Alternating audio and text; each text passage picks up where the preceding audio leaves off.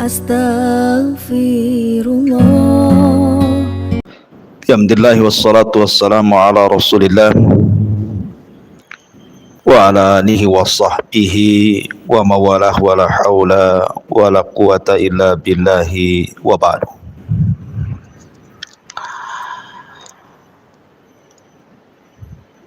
Ma'asyiral muslimat yang dimuliakan Allah Subhanahu wa taala. Alhamdulillah, di pagi menjelang siang ini kita bisa bermajlis ilmu walaupun dalam kondisi berpuasa. Semoga menjadikan tambahan pahala bagi puasa kita. Salawat dan salam kita hadiahkan kepada Rasul kita, Nabi besar Muhammad sallallahu alaihi wasallam. Pembahasan di pagi hari ini masih membahas kitab Kabairudz Dzunub, dosa-dosa besar, dan kita masuk pada dosa besar ke-50, menyakiti dan mencaci maki kaum muslimin. Ma'asyiral muslimat yang dimuliakan Allah Subhanahu wa taala, dalam kehidupan manusia sehari-hari, maka kita lihat bahwa manusia itu di antara mereka ada yang bisa menjaga lisan, ada yang tidak bisa menjaga lisan. Ada yang bisa menjaga perbuatan, ada yang tidak bisa menjaga perbuatan. Ada orang yang sabar ketika disakiti orang, ada orang yang tidak sabar, bahkan ada yang pendendam, bahkan boleh jadi ada yang sampai kemudian melakukan hal-hal yang akhirnya menyakiti orang. Begitulah kehidupan manusia, tidak lepas dari perkara-perkara tadi. Artinya bahwa tidak ada manusia yang hidup di bumi ini kecuali pasti akan dibicarakan manusia. Jangan lagi kita, Allah Subhanahu wa taala sendiri dibicarakan orang-orang Yahudi, bahkan dimakinya. Sebagaimana Allah Subhanahu wa taala berfirman tentang bagaimana kurang ajarnya orang-orang Yahudi terhadap zat Allah Subhanahu wa taala. Mereka menuduh Allah Subhanahu wa taala fakir dan mereka yang kaya. Innallaha fakirun wa nahnu agniya. Bahkan juga mereka mengatakan bahwa yadullahi maghlulah, tangan Allah itu terbelenggu. Padahal tangan Allah itu bal yadahu mabsutatan, bukan terbelenggu. Artinya bahwa kalau Allah Subhanahu wa taala sendiri tidak lepas dari ucapan-ucapan kotor manusia, padahal manusia adalah makhluknya, tentu sesama manusia tidak akan lepas lagi. Para nabi saja tidak lepas dari ucapan manusia. Bahkan nabi yang paling banyak mendapatkan penghinaan dari kaumnya adalah Nabi Musa. Sehingga Nabi SAW mengatakan, laqad udhiya akhi Musa katsira fasabara. Sungguh saudaraku Musa banyak diuji oleh Allah, disakiti oleh kaumnya dengan kata-katanya, tapi dia Nabi yang sabar. Termasuk Nabi SAW. Bahkan wanita yang sudah jelas-jelas kesuciannya, tidak pernah keluar dari mihrabnya, kerjanya hanya ruku dan sujud kepada Allah Azza wa Jal, Maryam bintu Imran, tidak lepas daripada hinaan manusia dan tuduhan manusia, dan dituduh bahwa Maryam telah berzina sehingga melahirkan Isa bin Maryam. Termasuk juga Ummul Mukminin Aisyah radhiyallahu anha tidak lepas daripada cacian dan makian manusia, dituduh berzina dengan Safwan ibn Mu'attil. Tetapi kedua wanita itu, Maryam ataupun Aisyah Ummul Mukminin, adalah dua wanita suci yang disucikan Allah Subhanahu wa taala. Maka sering saya katakan, sebagai perlipur lara, sebagai penghibur jiwa, kalau seandainya ada orang yang mencaci maki ibu, menghina, menggibah, memfitnah, menuduh, maka kesampingkan ucapan manusia. Artinya jangan pedulikan ucapan manusia, buang ucapan manusia ke belakang punggung. Apakah ucapan itu dalam bentuk cacian ataupun pujian? Jangan pedulikan ucapan manusia. Yang kedua, berjalanlah dengan takdir Allah. Berjalanlah dengan takdir Allah Subhanahu wa taala. Artinya kalaupun satu dunia dikumpulkan insuhum wa jinnuhum, manusia dan jinnya sekalipun, untuk mencaci maki ibu, untuk menghina ibu, untuk memadaratkan ibu, itu tidak akan merubah takdir Allah Subhanahu wa taala. Tidak akan merubah takdir. Makanya Nabi SAW mengatakan kepada Abdullah ibnu Abbas radhiyallahu anhuma, sekiranya manusia berkumpul kepadamu, ala an yadhurruka bi syai'in lam yadhurruka illa ma qad kataballahu lak,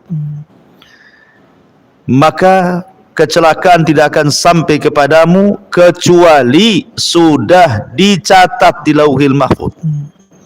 Kalau seandainya manusia berkumpul untuk mencelakakan kamu, kecelakaan itu tidak mungkin terjadi kecuali sudah ditulis di Lauhil Mahfuz.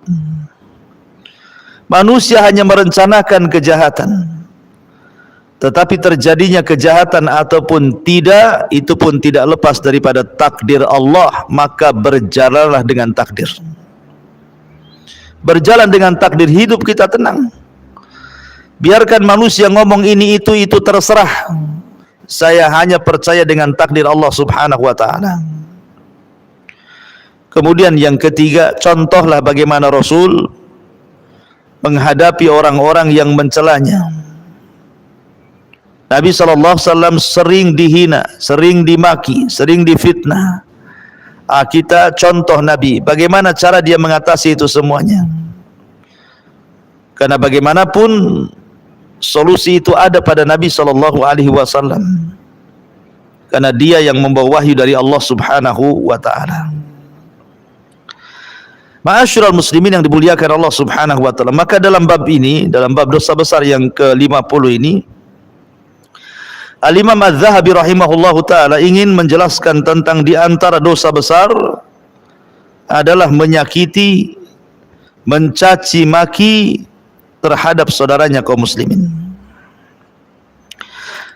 Allah Subhanahu wa taala berfirman di dalam surah Al-Ahzab ayat 58, walladzina yu'dzunal mu'minina wal mu'minati bighairi maktasabu faqad ihtamalu buhtanan wa itsman mubina. Dan orang-orang yang menyakiti orang-orang mukmin laki-laki ataupun perempuan tanpa ada kesalahan yang mereka perbuat, maka sungguh mereka telah memikul kebohongan dan dosa yang nyata. Ma'asyiral muslimin yang dimuliakan Allah Subhanahu wa taala. Terkadang di masyarakat ini lidah tak bertulang, mudah mencaci maki orang. Terkadang awalnya tidak punya dosa, jadi punya dosa gara-gara mencaci dan komentar terhadap orang lain. Pamannya ibu punya tetangganya itu mungkin kurang sopan bajunya, mungkin masih membuka aurat dan selalu keluar tengah malam. Langsung dalam otak kecil ibu mengatakan, jangan-jangan wanita ini wanita malam, wanita remang-remang, wanita yang hanya mencari hiburan tengah malam. Jangan-jangan dia seorang pezina. Ini kan sudah menuduh, Bu. Maka ini masuk dalam kategori menyakiti dan mencaci maki, dan ini termasuk dosa besar. Kita tidak bisa menghukumi manusia hanya gara-gara pakaian dan hanya gara-gara keluar malam. Karena menuduh berzinah itu harus ada 4 saksi. 4 saksi pun harus menyaksikan perzinahannya. Kalau tidak menyaksikan, maka yang menuduh yang dipukul dalam Islam 84 kali 80 cambukan. Jadi tidak boleh menuduh menyakiti seperti itu aja, tidak boleh. Itu jelas-jelas wanita yang fasik gitu ya, yang ibu tahulah tetangga sendiri, dia nggak pernah sholat, pakaian telanjang dan begitu seterusnya. Tapi dengan menuduh si anu berzina, ini tuduhan berat. Kalau seandainya wanita fasik seperti ini saja, kita tidak boleh menuduh tanpa ada saksi. Bagaimana pula wanita baik-baik dituduh berzina? Seperti yang dilakukan orang-orang Syiah terhadap Ummul Mukminin Aisyah radhiyallahu anha. Orang-orang Syiah itu menuduh Aisyah berzina persis seperti tuduhan orang-orang munafik di zaman Nabi sallallahu alaihi wasallam yang dikepalai oleh Abdullah ibn Ubay ibn Salul, menyebarkan hoax bahwa Aisyah radhiyallahu anha berzina dengan Safwan ibn Mu'attil.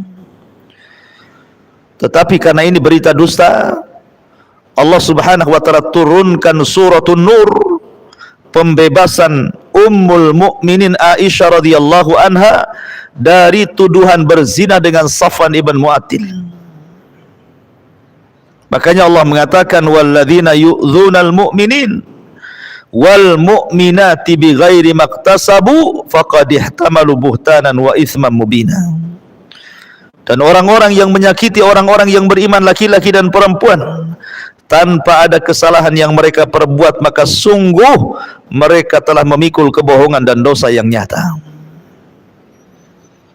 Apalagi yang dituduh wanita-wanita yang taat kepada Allah. Apalagi kalau yang dituduh itu atau yang dicaci maki itu adalah orang-orang soleh, orang-orang yang taat kepada Allah Azza wa Jalla. Maka tentu menuduh apapun bentuk tuduhannya, dituduh si fulan korupsi, dituduh si fulan kurang akhlak, kurang adab dan begitu seterusnya, maka ini boleh jadi bagian daripada ghibah, boleh jadi bagian daripada ghibah. Bahkan di negeri ini ada namanya ghibah nasional. Tahu Bu, ghibah nasional tuh. Ghibah nasional itu kalau seandainya ada satu pejabat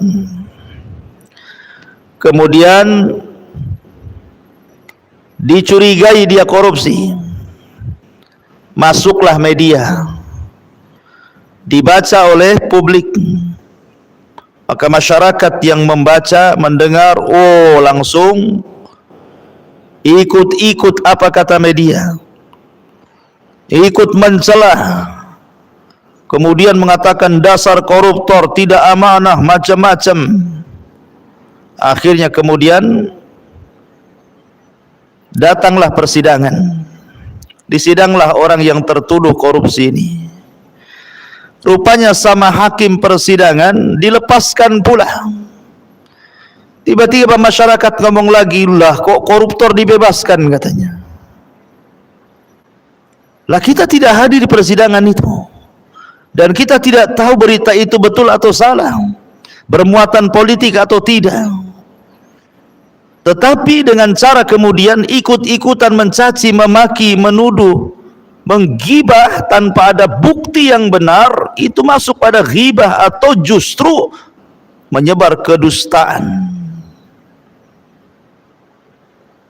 Apalagi kemudian kalau yang disebar ini orang-orang soleh gitu ya, tanpa ada bukti kemudian sudah dituduh, maka ini dosa besar. Tidak boleh menuduh, apalagi mencaci maki saudaranya yang sudah mengaji, sudah berjilbab, sudah pakai cadar gitu ya, masih juga kemudian diomeli, dicaci, dimaki, maka ini bagian daripada dosa besar, menyakiti dan mencaci maki saudaranya kaum muslimin. Kemudian juga mu'alif rahimahullahu ta'ala mencantumkan firman Allah subhanahu wa ta'ala dalam surat Al-Hujurat, wala tajassasu wala yaghtab ba'dukum ba'dah, dan janganlah kamu mencari-cari kesalahan orang lain, dan janganlah ada di antara kamu yang menggunjing sebagian yang lainnya. Ada satu akhlak yang paling buruk di tengah-tengah masyarakat kaum muslimin, khususnya ibu-ibu. Terkadang apabila bercerita dengan kawannya, awalnya baik-baik saja ceritanya, tanya kabar, tanya anak, tanya keluarga gitu. Karena keasikan ngobrol, mulailah membicarakan kawannya, membicarakan tetangganya, membicarakan orang yang satu jamaah dengan pengajiannya. Kemudian dikorek-korek pula. Itu namanya tajassus. Sudah tahu enggak si Anu? Si Anu yang mana? Si Fulanah bintu Fulan itu. Emang kenapa si Fulanah? Saya dengar begini begitu. Tahu enggak Kan begitu ya, minta komentar sama orang. Akhirnya kemudian orang yang dimentari komentar ini jadi suudzon. Oh betul juga ya kata-katamu, pantaslah dia jarang begini jarang begitu. Akhirnya diperkuat. Itu namanya tajassus. Tidak boleh. Ibu kalau ketemu kawannya, cukuplah yang dibicarakan itu yang ada keperluan saja. Kalau keperluan ngaji, ya urusan kajian yang dibicarakan, jangan urusan yang lain. Kalau datang ke arisan, urusan arisan saja, habis itu pulang. Kalau urusan jual beli, ya jual beli saja, habis itu selesai. Jangan kemudian merembet ke sana kemari, yang datang tidak berdosa, pulang pula membawa dosa besar. Naudzubillah. Karena tajassus ini akan beralih kepada ghibah. Orang kalau sudah tajassus, mengorek-ngorek keburukan orang, pasti jatuh kepada ghibah. Dan ghibah itu adalah dosa besar, bukan dosa kecil ghibah itu. Nabi SAW pernah lewat dengan sahabatnya, ada kambing yang sudah mati jadi bangkai. Kemudian Nabi SAW mengatakan, maukah kalian memakai bangkai kambing ini? Maka sahabat mengatakan, ya Rasulullah, kalaupun hidup kami tak mau, karena kambing ini cacat. Maka Rasul mengatakan, sesungguhnya kau makan bangkai kambing ini jauh lebih baik dibandingkan engkau merobek kehormatan seorang muslim. Bahkan dikatakan oleh Rasul, min arbar riba, sebesar-besarnya dosa riba, sebesar-besarnya dosa riba, kata Rasul, seseorang merobek kehormatan saudaranya. Makanya wajar Nabi SAW pernah marah kepada Aisyah radhiyallahu anha ketika membicarakan tentang Safiyah dengan isyarat tangannya. Padahal Aisyah tidak hendak merendahkan Safiyah dengan kata-katanya, hanya mengisyaratkan dengan tangannya bahwa dirinya pendek, dirinya tinggi, Safiyah itu pendek. Itu hanya itu aja yang ingin dijelaskan kepada Rasul. Dia bangga dengan tingginya, kemudian merendahkan Safiyah dengan pendeknya. Maka Nabi SAW marah di hadapan Aisyah radhiyallahu anha dan mengatakan, "Ya Aisyah, laqad qulti kalimatan law muzizat bihal bahru lamazazathu." Wahai Aisyah, engkau sudah mengucapkan satu kalimat yang kalau kalimat ini dicemarkan di seluruh air lautan cukup mengotori air lautan satu dunia ini. Maka jangan suka menggibah. Kemudian juga Nabi SAW mengatakan, wailun likulli humazatil lumazah. Wailun, celaka bagi setiap pengumpat dan pencela. Ada yang mengatakan humazah itu dengan lisan, ada yang mengatakan lumazah itu dengan perbuatan. Dua-duanya terlarang, baik dengan lisan ataupun dengan perbuatan, dengan isyarat, dengan gerakan tangan, dengan kedipan mata, dengan kemudian meletakkan jempol ke bawah gitu ya. Kalau sekarang kan ada tuh jempol ke bawah itu kalau di handphone tuh. Itu kan namanya menghina dengan cara perbuatan, itu disebut lumazah. Kalau humazah dengan lisan atau sebaliknya. Dengan kemudian mencela fisik orang, karena ada tuh di masyarakat itu orang itu mudah mencela fisik orang. Jangan. Si fulan kulitnya hitam, ibu bilang itu kayak pantat panci katanya. Si fulan kemudian terlampau pendek, nanti ibu katakan apa tuh ya, si fulan mungkin kurang mancung, terlampau pesek, nanti ibu katakan macam-macam. Pokoknya ada saja komentar-komentar itu. Tidak boleh mencela fisik orang, tidak boleh mencela rambutnya, mencela matanya, mencela hidungnya, mencela wajahnya, mencela pakaiannya, atau mencela badannya, kaki, tangannya, tidak boleh. Kenapa? Karena mencela fisik orang itu sama dengan mencela yang menciptakannya.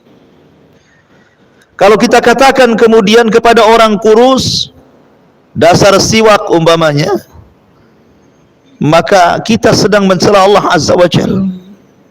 Datang orang gemuk kita katakan drum, maka sama juga kita sedang mencela yang menciptakan orang itu. Ada orang kemudian pincang, kemudian kita katakan kok jalannya kayak joget, itu sama juga mencela. Nah, siapapun yang mencela fisik orang itu sama dengan mencela yang menciptakannya. Ingat, dari seluruh makhluk itu yang paling indah itu manusia ciptaannya dibandingkan makhluk Allah yang lainnya. Lihat binatang, ada model cacing, model belut, ada model lele gitu kan. Tidak ada manusia seperti itu. Ada yang kakinya 4, ada yang kakinya 4 tapi tidak bisa kemudian berdiri, ada yang berjalan dengan perutnya, macam-macam binatang itu, tapi tidak seindah manusia. Karena Allah mengatakan laqad khalaqnal insana fi ahsani taqwim tsumma radadnahu asfala safilin. Sungguh kami telah ciptakan manusia sebaik-baik bentuk. Maka jangan mencela fisik, karena sama dengan mencela yang menciptakan fisik. Kan itu dosa besar, tidak boleh. Ya. Kemudian juga Nabi SAW bersabda di sini, inna syarran nasi manzilatan indallah man wada'ahun nasu ittiqa'a fuhsyih. Sesungguhnya sejelek-jelek kedudukan manusia di sisi Allah adalah orang yang ditinggalkan manusia karena takut akan kejahatannya. Subhanallah. Ada di antara orang itu, Bu, yang tidak dikehendaki kehadirannya kan, Bu. Ada di antara orang-orang itu yang tidak dikehendaki kehadirannya. Kalau dia tidak hadir, manusia akan mengatakan alhamdulillah dia tidak datang. Kalau dia datang, inna lillahi wa inna ilaihi rajiun, ngapainlah dia datang? Orang itu datang ya tidak menggenapkan, pergi ya tidak mengganjilkan, ngapain pula dia mondar-mandir di sini? Jadi ada orang-orang yang tidak diharapkan perkumpulannya, benci orang kalau dia hadir, dan suka kalau dia tidak ada. Lah itu seburuk-buruk manusia, Bu. Kalau ibu kemudian dibenci kehadirannya, ibu kemudian dipuji ketidakhadirannya, orang mengucapkan alhamdulillah, berarti memang ibu ini seburuk-buruk orang. Karena Rasul yang mengatakan sesungguhnya sejelek-jelek kedudukan manusia di sisi Allah adalah orang yang ditinggalkan manusia karena takut akan kejahatannya. Dan itu bukti ukubah yang disegerakan di dunia. Karena kalau orang suka berbuat jahat, maka dijauhi manusia. Kata Nabi SAW, ada dua dosa yang akan disegerakan azabnya di dunia sebelum akhirat. Salah satunya al-baghyu, kezaliman, kejahatan, suka menyakiti orang dengan lisannya, dengan perbuatannya, dengan isyaratnya. Akhirnya Allah bayar cash, manusia benci sama dia, sehingga manusia mendoakan keburukan kepadanya. Mudah-mudahan cepat mati orang kayak gitu. Kalau dia tak mati-mati, memanglah orang jahat itu usianya panjang, Ustaz. Kalau orang baik itu cepat mati katanya. Didoakan 100 orang tak mati-mati pula itu, Ustaz. Nah, jadi Allah berikan cash berupa apa? Hati manusia tidak condong dengan dia, enggak suka dengan dia. Rasul mengatakan innallaha yubghidul fahishal badhi. Sesungguhnya Allah murka kepada orang yang jahat dan mulutnya lancang. Di masyarakat ini ada orang kalau sedang emosi, itu kata-kata yang keluar itu satu bonbin, Bu, keluar. Mulai dari kaki 4 sampai kaki 2. Kalau kaki 3 minuman, Bu. Jadi ada orang yang kalau lagi emosi itu pula yang keluar, dimaki-maki orang itu. Andai kata pun seandainya binatang yang paling indahlah menurut ibu apa gitu kan, mungkin ibu suka piara kucing, ada kucing Angora, Persia gitu yang cantik-cantik. Kemudian lagi marah, oh dasar Persia kamu, dasar Angora umpamanya kan. Kita tidak mengatakan babi anjing yang sudah jelas-jelas najis. Itu saja tidak bisa manusia itu dikatakan kucing Angora. Karena manusia jauh lebih baik dibandingkan kucing. Ngapain pula kemudian manusia disamakan dengan kucing, dengan ayam, dengan buaya, dengan macam-macam gitu ya. Nggak bisa manusia disamakan dengan binatang itu. Binatang tidak berakal, manusia berakal. Maka ada orang-orang itu yang fahishal badhi gitu ya, orangnya jahat, mulutnya lancang, nggak pernah direm. Kalau ngomong itu asal ngomong saja. Ya. Semua keluar, makhluk-makhluk halus saja dikeluarkan. Oh dasar setan, kuntilanak, genderuwo, semua keluar. Ya. Maka yang seperti itu termasuk badhi. Kemudian Nabi SAW mengatakan, ibadallah, innallaha wadu'al haraj illa man iktarasa irdi akhihi fadhaka alladhi haraja au halak. Wahai hamba Allah, sesungguhnya Allah memperingatkan dosa kecuali orang-orang yang telah melanggar kehormatan saudaranya. Maka yang demikian itulah orang-orang yang telah berbuat dosa atau telah celaka. A'udzubillah. Dan Nabi mengatakan kullul muslim ala muslim haram irduhu wa maluhu wa damuhu at-taqwa huna bihasbi imri'in minasyarri an yahqira akhahul muslim. Kata Nabi SAW, setiap muslim terhadap muslim yang lainnya itu harus dilindungi kehormatannya, hartanya dan darahnya. Takwa itu di sini cukuplah bagi seorang muslim itu dikatakan telah berbuat jahat apabila dia merendahkan saudaranya sesama muslim. Lihat bagaimana Islam memerintahkan kita untuk menjaga kehormatan orang. Sebab cukuplah orang itu dikatakan orang jahat ketika dia merendahkan saudaranya. Jangan merendahkan saudaranya. Karena ada di masyarakat kita ini yang mudah merendahkan karena dia merasa lebih kaya, tetangganya lebih miskin, maka direndahkan dengan cara terkadang dengan lisannya atau dengan perbuatannya atau dengan barang-barangnya atau dengan pakaian dan tasnya. Ada orang yang merendahkan, kan orang merendahkan itu macam-macam. Ada dengan isyarat tangannya, ada dengan isyarat lisan dan juga matanya. Tidak bisa. Ya, Allah itu sudah takdirkan kekayaan masing-masing. Tidak perlu membanggakan. Kalau Allah mau, Allah buat Anda miskin sesaat. Kalau Allah mau juga Anda bisa Allah buat kaya sesaat. Biyadihil muluk, di tangan Allah lah kerajaan. Yu'tillahu man yasha'. Allah memberikan kepada yang dikehendakinya, dan Allah menghancurkan juga kepada orang yang dikehendakinya. Tidak perlu kemudian merendahkan orang. Ya. Al-muslimu akhul muslim la yadhlimuhu wa la yakhdhuluhu wa la yahkiruhu bihasbi imri'in min asy-syar'i an yahkira akhul muslim. Seorang muslim itu bersaudara, tidak boleh berlaku zalim, tidak boleh menelantarkan, tidak boleh merendahkan. Cukuplah seorang muslim itu dikatakan berbuat jahat apabila dia merendahkan saudaranya. Kemudian Allah Subhanahu wa taala mengatakan, innal ladzina yuhibbuna an tashi'al fahishatu fil ladzina amanu lahum adzabun alim fid dunya wal akhirah. Sesungguhnya orang-orang yang ingin agar perbuatan yang sangat keji, berita bohong, tersiar di kalangan orang-orang beriman, maka mereka mendapatkan azab yang pedih di dunia dan juga azab di akhirat. Jadi tidak boleh ibu menyebarkan hoax. Makanya kalau ibu pegang handphone, hati-hati, jangan asal copy paste. Cross check dulu beritanya, layak nggak di-share atau tidak, layak nggak di-share ke grup atau tidak. Ya, apalagi sudah jelas-jelas isinya itu berita bohong, berita cacian, makian kepada kaum muslimin, sesama kaum muslimin. Tidak perlu disebarkan beritanya.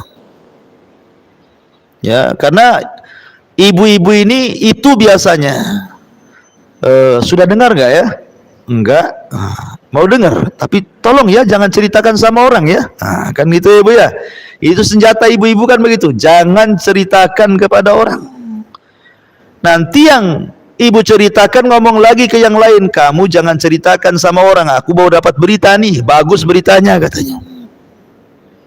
Yang ini juga sama, jangan ceritakan sama orang. Satu kampung akhirnya bilang jangan ceritakan sama orang padahal sudah tahu semua. Lah ini namanya menyebar, namanya ya, tidak boleh menyebar. Biasakan amanah mendengar dan amanah lisan. Cukuplah ibu sendiri yang mendengar. Kalau perlu bu hapus memorinya, lupalah, dibuat amnesia gitu ya, supaya berita-berita itu tidak sampai disebarkan kepada orang. Karena ini termasuk dosa besar. Ya. Ma'asyiral muslimin yang dimuliakan Allah Azza wa Jalla.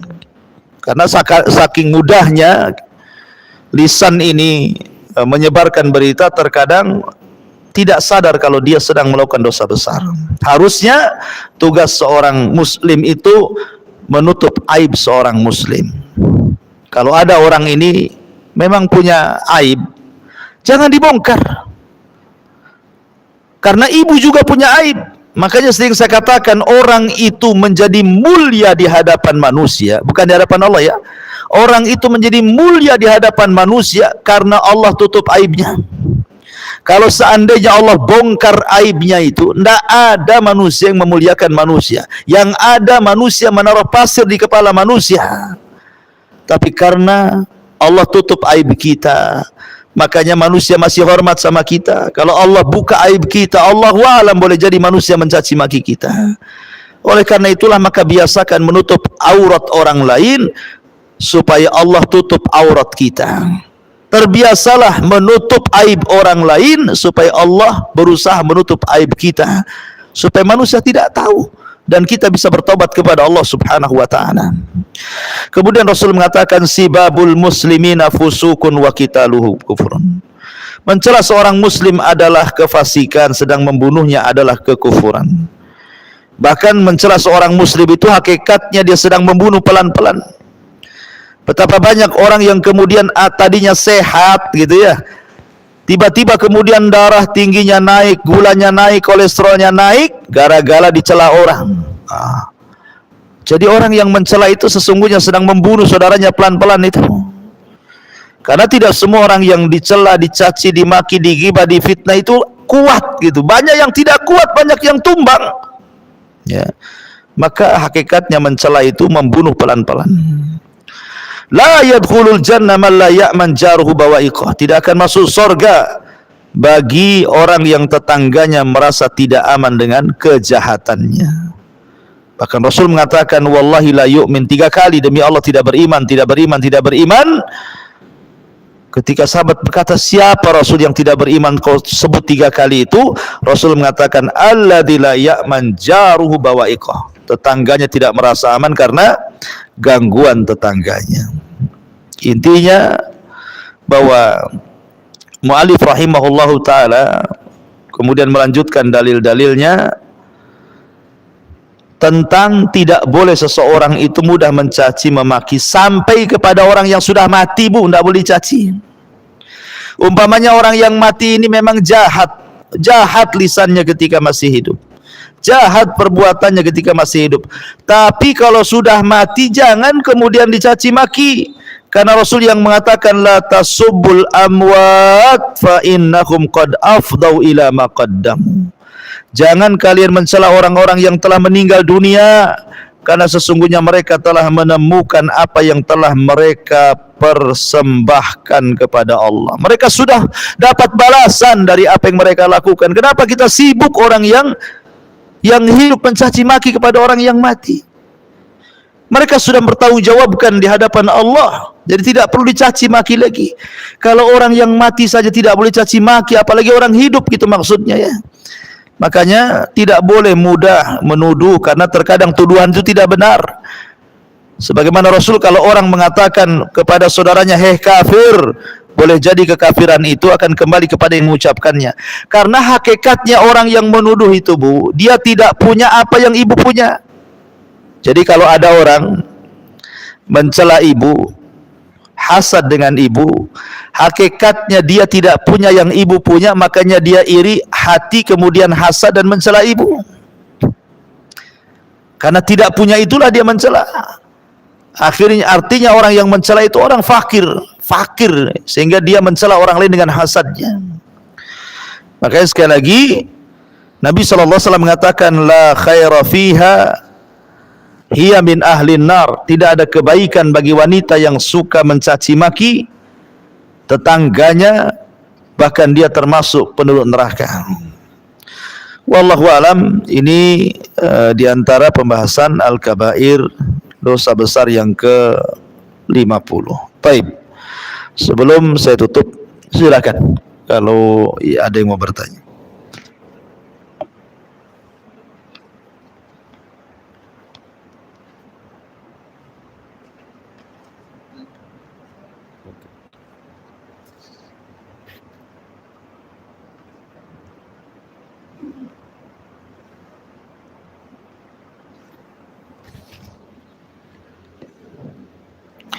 Bismillah, Ustaz, bolehkah kita mengqadha puasa setelah Syawal karena bayar hutangnya banyak? Kalau mengqadha didahulukan Syawalnya tidak sampai 6 hari. Yang kedua, benarkah kita bayar puasa di bulan Syawal sudah sama dengan puasa Syawal, tidak perlu puasa sunnah Syawal lagi? Iya. Ini masalah khilaf ulama tentang orang yang punya puasa, hutang puasa Ramadan, kemudian ketika masuk bulan Syawal ada sunnah namanya 6 hari puasa Syawal. Kata Rasul, man shoma Ramadanan tsumma atba'ahu sittan min Syawal kana kasiyami dahri. Siapa yang berpuasa Ramadan kemudian diikuti 6 hari puasa 6 Syawal, 6 hari di bulan Syawal, 6 kali berturut-turut atau tidak berturut-turut, yang jelas 6 hari lah di bulan Syawal, maka sama dengan puasa 1 tahun. Jadi kalau ibu Ramadan tidak batal, kemudian tambah 6 hari Syawal, itu sama seolah ibu berpuasa tiap hari selama setahun. Lah dari hadis ini menjadi polemik para ulama, orang yang belum menghabiskan Ramadan tetapi dia puasa Syawal karena kalimatnya siapa yang puasa Ramadan. Akhirnya selesaikan dulu Ramadannya, baru kemudian 6 hari Syawal. Sehingga dari sini kata ulama, mendahulukan yang wajib lebih utama dibandingkan mengerjakan yang sunnah. Artinya qadha dulu Ramadannya baru Syawal. Tapi pendapat yang kedua tidak demikian. Ramadan itu sifatnya waktunya muwassa'. Jadi qadha Ramadan itu muwassa'. Muwassa' itu artinya lapang waktunya mulai dari Syawal sampai Sya'ban tahun depan. Beda dengan puasa Syawal, itu waktunya mudayyak, sempit karena hanya Syawal saja. Tidak bisa diqadha di bulan-bulan yang lain kecuali Syawal. Maka barang siapa yang ingin mendahulukan Syawal baru qadha Ramadan tidak ada masalah, karena melihat waktu sempitnya Syawal dan waktu luasnya qadha Ramadan. Jadi ada dua pendapat gitu ya. Walaupun sekiranya di bulan Syawal itu ibu bisa mendahulukan Ramadan, dan ada hari untuk puasa Syawal sehingga bisa terbayari semuanya, Ramadan ya tidak punya hutang, Syawal juga bisa puasa, tentu ini lebih baik. Bagaimanapun menyegerakan qadha itu lebih abra' lidzimmah, supaya lebih ringan kita ini tidak terbebankan hutang. Adapun qadha Ramadan tidak bisa diniatkan puasa Syawal karena beda hukum. Syawal itu sunnah, Ramadan itu wajib. Wallahu a'lam. Kemudian bismillah Ustadz, apa yang harus dilakukan pada orang yang menyakiti, memfitnah, berzina, padahal tidak ada bukti saksi sampai orang yang difitnah itu bersumpah dengan nama Allah, sementara yang memfitnah yaitu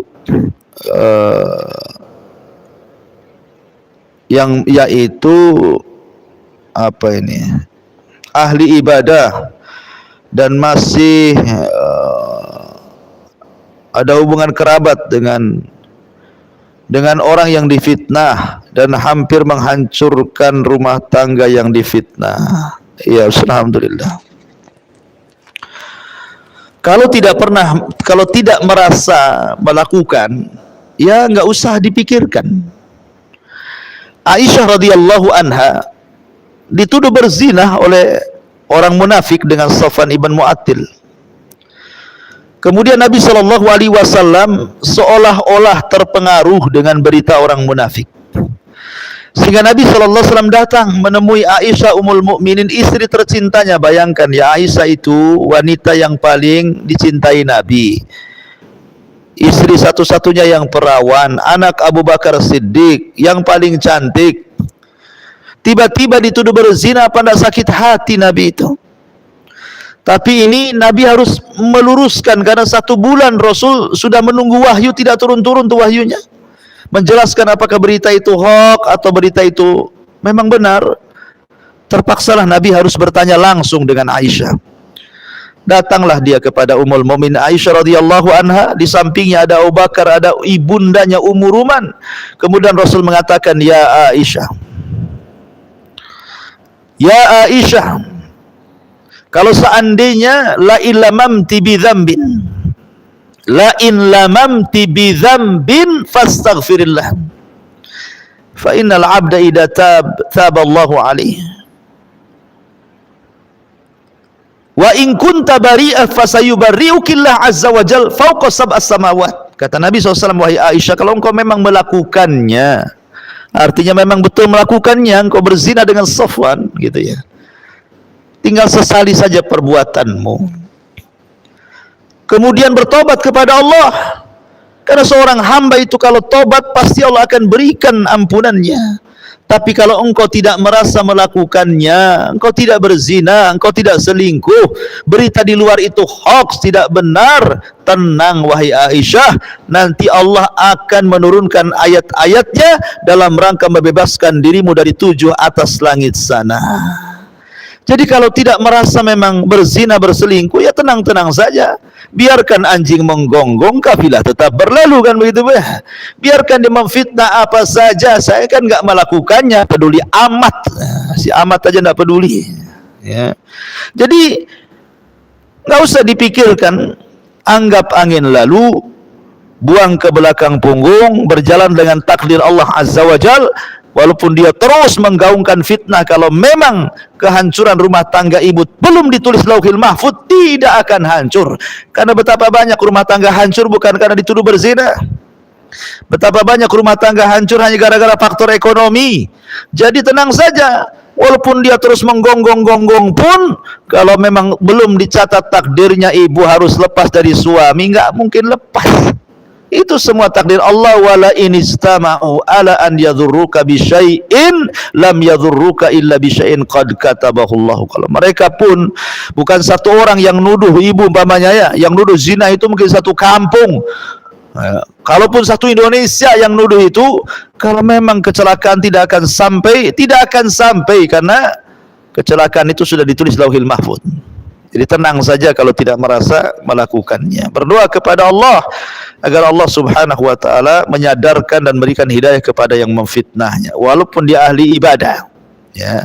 Karena kalau orang yang dizalimi walaupun dia orang kafir, Allah akan menolongnya. Bukan karena kekafirannya, karena dia dari pihak yang dizalimi. Wallahu a'lam. Ya, bismillah Ustaz, bolehkah menceritakan ulang suatu kejadian pada seseorang yang bertanya kepada kita dengan tidak menyebut nama pelaku kejadian tersebut? Kalau sekiranya tidak mendesak, tidak menjadikan madarat dan itu sangat dihajatkan, nggak apa-apa. Seperti seorang hakim meminta agar ibu menceritakan, ibu jadi saksi di hakim. Kalau tidak diceritakan keburukannya, hakim tidak tahu sehingga tidak bisa memutuskan yang seadil-adilnya. Terpaksalah ibu feedback menceritakan kisah masa lalu kejelekan si anu yang sedang dihakimi. Gak ada masalah, ya kan? Kalau memang itu ada sebuah hajat. Kalau nggak ada hajat, ngapain? Ya, kecuali dijadikan ibrah dan pelajaran, boleh kita menceritakan tanpa menyebut inisialnya, tanpa menyebut namanya. Oh, di desa, tanpa menyebut desanya, di sebuah desa ada seorang wanita begini, akhirnya karena dia berbuat jahat kuburannya nolak umpamanya, kayak sinetron gitu ya. Nggak ada masalah ya kalau tidak disebutkan tempatnya. Jadi orang itu kan mengambil ibrah dari ceritanya saja. Ya. Kemudian yang kedua, bagaimana sikap kita dengan seseorang yang selalu berpikir negatif dengan orang lain, khususnya kepada keluarga besar sendiri. Doakan supaya dia dapat hidayah. Ya, bahwa sekali lagi saya katakan sebagai pelipur lara, kita ini tidak lepas dari ucapan manusia. Sampai Nabi Adam saja kena omelan gitu ya. Para nabi kena omelan. Nabi Isa dikatakan anak Allah, Uzair dikatakan anak Allah, Isa dikatakan anak zina, Maryam dikatakan berzina, Aisyah dikatakan berzina, Nabi dikatakan gila, Nabi dikatakan tukang sihir, tukang tenun, macam-macam. Ya kan? Jadi sekelas mereka saja orang-orang mulia tidak lepas dari cacian makian, apalagi sekelas ibu. Wajar kalau kena maki, apalagi suka maki, kena maki baliklah kan itu ya. Karena kama tadinu tudan, ya, sebagaimana ibu melakukan bermuamalah dengan jahat kepada orang, maka Allah akan kirim orang yang bermuamalah dengan jahat kepada ibu. Al jaza'u min jinsil amal, bahwa balasan itu ditentukan amalannya. Tapi yang jelas bahwa jangan, kalau kita sudah tahu bahwa kita tidak selamat dari ucapan manusia, maka jadikan ucapan manusia seperti debu, biarkan melayang ke sana kemari, saya tidak peduli. Jadikan pujian dan juga celaan itu sama saja bagi saya. Hati saya tidak akan berubah. Anda mau puji saya silakan, Anda mau mencela saya silakan, saya tidak akan berubah. Karena hati orang mulia itu tidak akan berubah dengan celaan dan pujian. Ya. Kemudian jangan pedulikan supaya dia capek sendiri. Karena ketika dia bisa bicara dari bayi sampai dia menggibah ibu, kan hanya ketika itu saja dia menggibah ibu. Sepanjang harinya dia kan tidak menggibah ibu terus, sehingga ada waktu capeknya, sehingga tidak perlu ditanggapi. Doakan saja supaya dapat hidayah. Ya, saya kira itu diantara nasihat dari para ulama. Subhanakallah bihamdika asyhadu an la ilaha illa anta astaghfiruka wa atubu ilaik. Allahu ta'ala alam. Assalamualaikum warahmatullahi wabarakatuh.